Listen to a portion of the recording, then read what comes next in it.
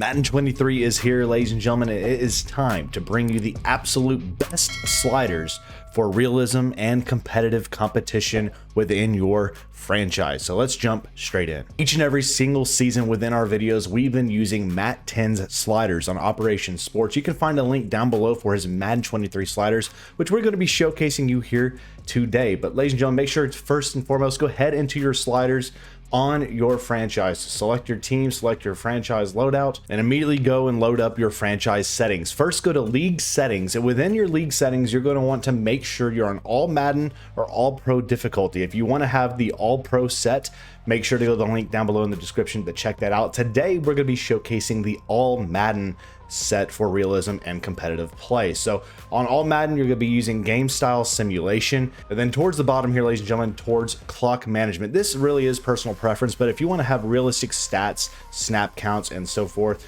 make sure to have 12-minute quarters with accelerated clock on with a minimum play clock of 15 seconds. Then at the very bottom of these settings for career settings, you see the team setting overrides. Make sure to keep ball hawk on, turn off heat seeker, and switch assist as well. Now with that under your belt, continue back out to the franchise settings and go down to select gameplay sliders. Once you've loaded out, you'll see that these will all be at default. These are the sliders that have already been put in for me for Matt 10 sliders that are going to be coming out very soon for version 3.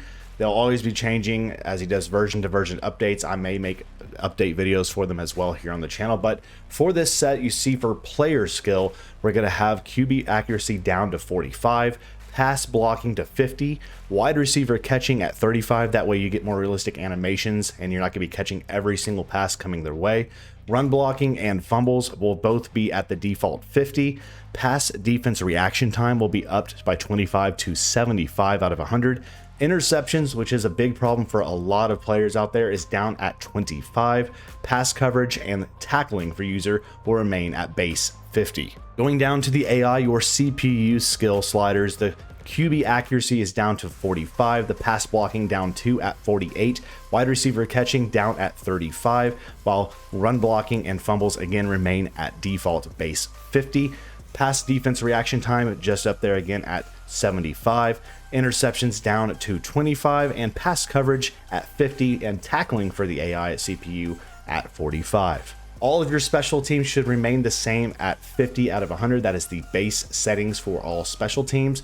And now we're going to go to the nitty gritty, where you see a lot of effect come into animations and making the game have the realistic effect that you want to have in a competitive sim within your franchises. So first and foremost, have your injuries down to 25, fatigue at 50, and minimum player speed threshold down from the default at 45. Then the big penalties. Penalties really do drastically affect a lot of the logic and AI decisions within the game itself. So offsides penalties will be down or up to 55, false starts up to 60, holding at 65, face mask at 55, and defensive PI down at 35. You're going to keep illegal block in the back the same, as well as offensive PI and pass and catch interference as well. You're going to be having intentional grounding turned off. Now, the big reason for this slider being turned off is because this will unlock, if you will, as it says in the sliders in the link below, this unlocks the QB logic